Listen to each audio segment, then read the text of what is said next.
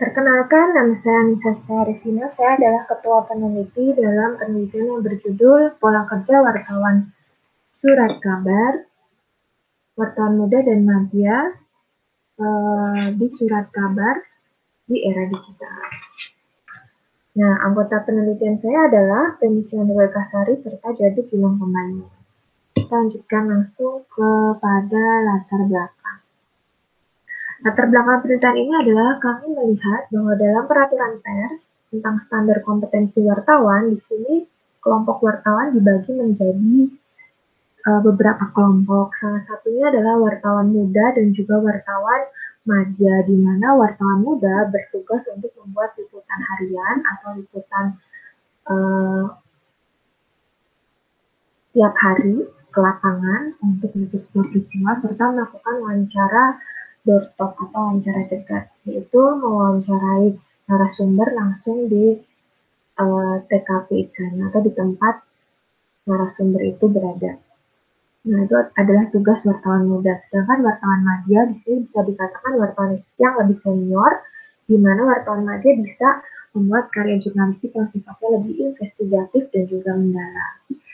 Nah, walaupun kedua kelompok wartawan ini punya tugas yang berbeda, mereka sama-sama memiliki satu kesamaan, yaitu diharuskan memiliki keterampilan untuk menggunakan alat atau teknologi informasi dan komunikasi guna menunjang profesi kewartawanan.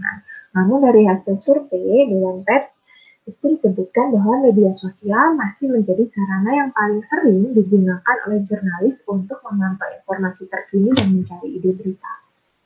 Nah, jurnalis-jurnalis muda atau wartawan muda tadi dianggap punya penguasaan atau keterampilan yang bagus untuk mengoperasikan teknologi canggih atau teknologi multimedia dan media sosial. Namun mereka lemah ketika dihadapkan harus membuat liputan yang sifatnya investigatif, mendalam maupun liputan-liputan panjang. Di mana liputan panjang dan mendalam itu adalah kualitas jurnalisme pada surat kabar. Jadi jurnalis-jurnalis itu dianggap lemah dalam hal menulis ala surat kabar. Mereka lebih suka hal-hal yang sifatnya instan ataupun ringkas. Makanya mereka dianggap punya kemampuan yang baik dalam hal penguasaan teknologi multimedia dan juga media sosial. Nah, generasi wartawan muda di dalam surat kabar biasanya mereka itu tergabung atau termasuk ke dalam kategori generasi Z. Di mana dalam kategori generasi Z ini, generasi Z dianggap sebagai generasi yang sering kali menggunakan teknologi untuk menunjang profesi mereka atau meningkatkan produktivitas mereka. Sedangkan wartawan-wartawan madya yang tergolong dalam kelompok generasi X dan Y itu dianggap punya cara kerja yang berbeda dan berjarak dengan wartawan dalam kelompok generasi Z. Nah, dengan adanya perbedaan ini, inilah yang ingin kami lihat, yaitu bagaimana pola kerja wartawan muda dan madya yang berasal dari kategori generasi X, Y, dan Z bekerja di industri surat kabar.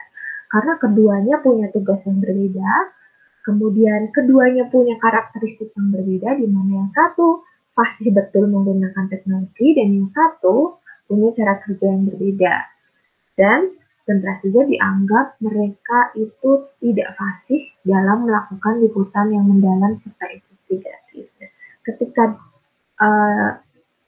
dua kelompok wartawan yang berasal dari kelompok generasi yang berbeda ini bekerja dalam sebuah industri dalam satu atap yang sama, bagaimana pola kerja mereka tercipta, apalagi di tengah gegap gempitanya perkembangan teknologi informasi dan komunikasi ya, di tengah revolusi industri 4.0, bagaimana kemudian mereka bekerja sama satu sama lain. Nah, inilah yang ingin kami lihat, bagaimana pola kerja mereka. Tinjauan pustaka atau kerangka teori yang kami gunakan adalah teori determinisme teknologi, di mana teori ini adalah teori yang diperkenalkan oleh Marshall McLuhan. Kemudian ada pola konsumsi media digital atau sosial teknografi, di mana nanti kami akan memasukkan responden kami ke dalam kategori-kategori dalam sosial teknografik, di mana dalam sosial teknografik ada 7 kategori pengguna media digital. Nah, nanti responden kami masuk ke dalam kategori mana ini yang akan kami bahas. Kemudian pola kerja wartawan, di sini kami meminjam konsep dari framing, di mana kerja wartawan itu dibagi menjadi 3, yaitu selecting news atau memilih berita, researching news atau meriset berita, serta writing news atau menulis berita. Itu adalah tinjauan pustaka yang kami gunakan. Metode penelitian kami adalah menggunakan pendekatan kualitatif dan menggunakan wawancara mendalam untuk mengumpulkan data-data di lapangan. Sedangkan pemilihan sampel yang kami lakukan dengan menggunakan purposive sampling, yang mana responden kami adalah wartawan surat kabar Suara Merdeka Biro Kedu DIY. Nah, ini adalah kegiatan kami sebelum penelitian atau pra penelitian, di mana kami harus mengurus surat-surat terlebih dahulu, karena di sini kami harus memasuki sebuah instansi yang berbeda, jadi kami buat surat untuk surat izin agar kami diizinkan untuk mewawancarai wartawannya. Kemudian baru kami melakukan pembuatan daftar pertanyaan untuk wawancara mendalam. Kemudian di sini kami mulai melakukan pengumpulan data gitu. Jadi ada beberapa kebingungan di mana di sini kan pandemi COVID mulai merebak, jadi kami bingung harus melakukan wawancara seperti apa. Akhirnya kami memutuskan untuk melakukan wawancara secara luring maupun daring, tapi lebih banyak kepada wawancara daring atau via telepon, via video call dan lain sebagainya. Nah, selain kendala pandemi COVID, kami juga menghadapi kendala teknis, di mana ketika kami seringkali melakukan wawancara via daring, di situ kami mengalami kendala teknis karena kadang suaranya tidak terdengar atau putus-putus, kami jadi harus melakukan wawancara ulang kembali. Nah, ini adalah hasil dari penelitian yang kami lakukan. Yang pertama adalah bagaimana wartawan media massa itu, di mana surat kabar itu kan tergolong media massa konvensional ya. Jadi bagaimana para wartawan surat kabar bekerja di era digital sekarang. Nah, apalagi di dalam industri surat kabar itu terdapat wartawan dari garis generasi yang berbeda. Dan ada generasi X, Y, dan Z, serta mereka punya tugas yang berbeda. Nah, padahal menurut Marshall McLuhan, dari teori determinisme teknologi itu, perubahan yang terjadi pada berbagai macam cara berkomunikasi akan membentuk pula keberadaan manusia itu sendiri. Jadi budaya kita dibentuk oleh bagaimana cara kita berkomunikasi. Dari situ kita melihat bahwa saat ini dunia itu sedang berada dalam sebuah tahap untuk digitalisasi. Semua serba digital, adanya revolusi industri 4.0, bahkan sekarang mengarah ke society 5.0. Nah, ini secara tidak langsung mempengaruhi segala aspek kehidupan kita, termasuk bahkan pola kerja wartawan yang bekerja di surat kabar. Dan budaya kita dibentuk oleh bagaimana cara kita berkomunikasi. Sekarang orang berkomunikasi sudah berbeda dengan cara kita berkomunikasi 10 tahun yang lalu. Begitu juga dengan budaya yang kita miliki sekarang. Itu dipengaruhi cara kita berkomunikasi. Nah, yang ingin kami lihat adalah bagaimana kemudian pola kerja wartawan ini di tengah era digital seperti sekarang. Nah, dari penelitian ditemukan bahwa wartawan surat kabar, baik gen X dan Y dan Z, itu sama-sama menggunakan gawai atau telepon genggam untuk berkomunikasi serta berinteraksi dengan stakeholder terkait pekerjaan. Jadi stakeholdernya ini bisa banyak hal ya, baik stakeholder internal maupun stakeholder eksternal. Seperti misalnya narasumber, pengiklan, wartawan dari media sendiri, dan wartawan dari media lain, stakeholder yang terkait dengan profesi kewartawanan. Kemudian, selain itu, gawai juga digunakan untuk melakukan verifikasi kepada narasumber. Jadi, setelah mereka mendapatkan data, mereka juga langsung melakukan verifikasi kepada narasumber. Nah, sedangkan akun-akun media sosial yang dimiliki oleh wartawan muda dan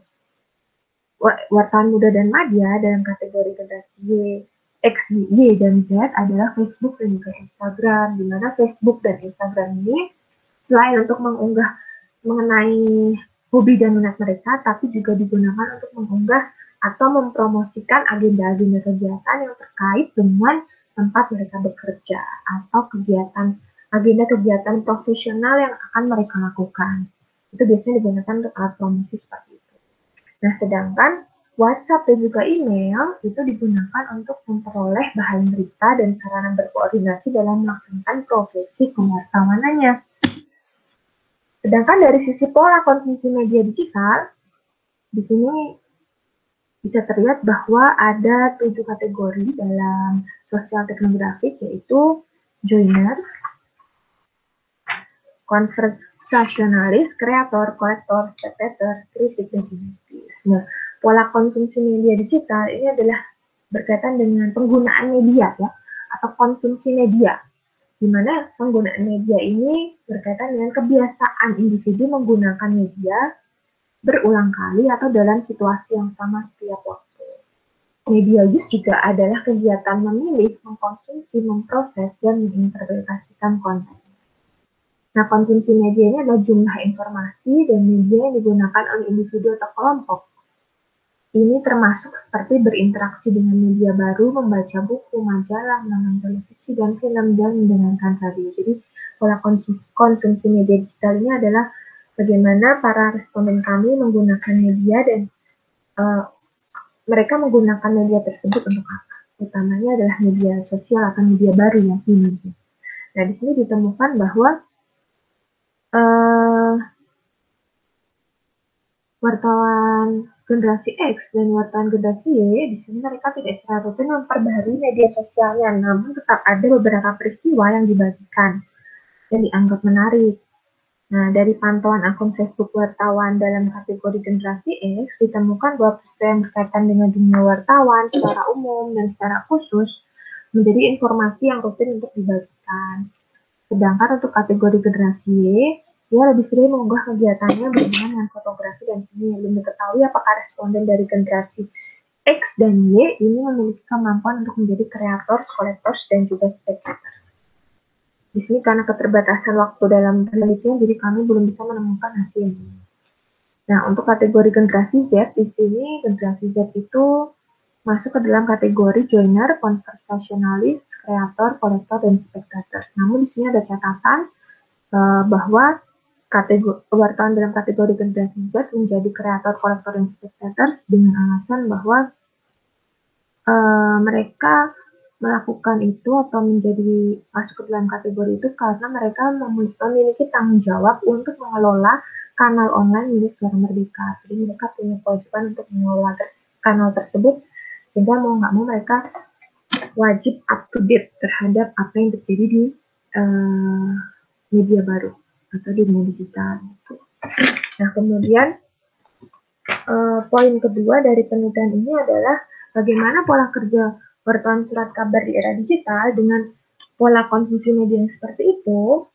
Nah, ternyata dari sini kita dapat lihat bahwa dalam pemilihan berita atau selecting news di sini biasanya pemilihan berita dilakukan berdasarkan nilai-nilai berita dan bidang kerja mereka masing-masing. Jadi setiap wartawan responden kami sudah punya bidang kerjanya untuk bekerja, bidang apa yang harus mereka liput itu sudah ada pembagiannya. Jadi mereka tinggal mengikuti pembagian tersebut dan pemilihan berita berdasarkan nilai berita. Nah, bagi wartawan generasi Z, namun bagi wartawan generasi Z ini kami anggap dia tidak begitu memahami konsep nilai berita karena ketika ditanya mengenai hal tersebut, responden kami selalu menjawab bahwa dia selalu mengutamakan nilai berita keunikan dibanding nilai berita yang lain.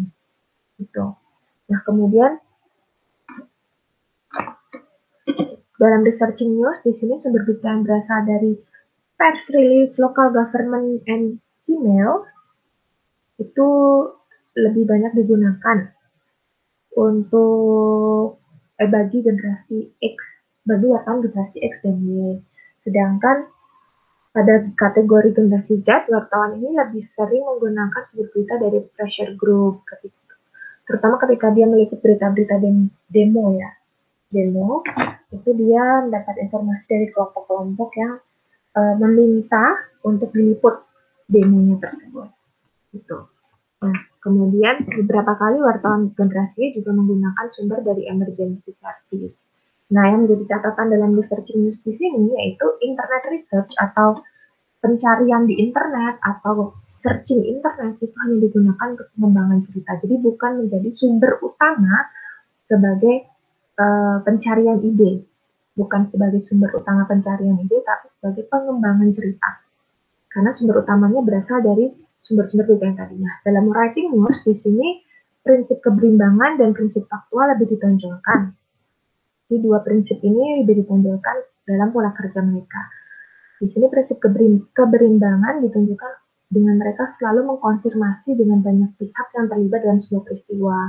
Sedangkan prinsip faktual itu mereka diakui harus berbasis fakta ya, karena ada sistem gatekeeping yang cukup ketat di surat kabar Suara Merdeka, di mana setiap produk berita berpegang pada etika dan standar jurnalistik serta sebisa mungkin berita yang dibuat itu tidak bermasalah secara hukum. Jadi mau tidak mau produk berita atau berita yang mereka liput dan tulis itu harus terhindar dari permasalahan hukum, makanya harus berimbang dan juga faktual. Sebab itu sumber-sumber berita yang dari internet atau searching internet itu mereka sering menghindari karena dianggap masih kurang kredibel. Mereka lebih mempercayai sumber-sumber yang berasal dari press release, local government, email, pressure group, bahkan emergency services. Nah, kesimpulannya di sini internet research ini digunakan untuk pengembangan cerita karena mereka lebih mempercayai sumber berita yang sudah dikenal. Kemudian internet research juga tidak, atau digital atau dunia digital atau dunia maya itu lebih digunakan untuk pengembangan cerita karena sistem dalam industri tempat mereka bekerja atau sistem dalam Suara Merdekanya itu tidak memungkinkan mereka melakukan hal tersebut karena sistemnya cukup ketat di mana mereka harus berpedoman pada etika, standar jurnalistik, serta tidak menimbulkan permasalahan hukum. Nah, selain digunakan untuk kepentingan personal, gawai dan media sosial digunakan sebagai alat untuk berkomunikasi dan berkoordinasi dengan stakeholder serta alat promosi atau media kegiatan profesional. Caranya adalah pola kerja wartawan dan penelitian ini tidak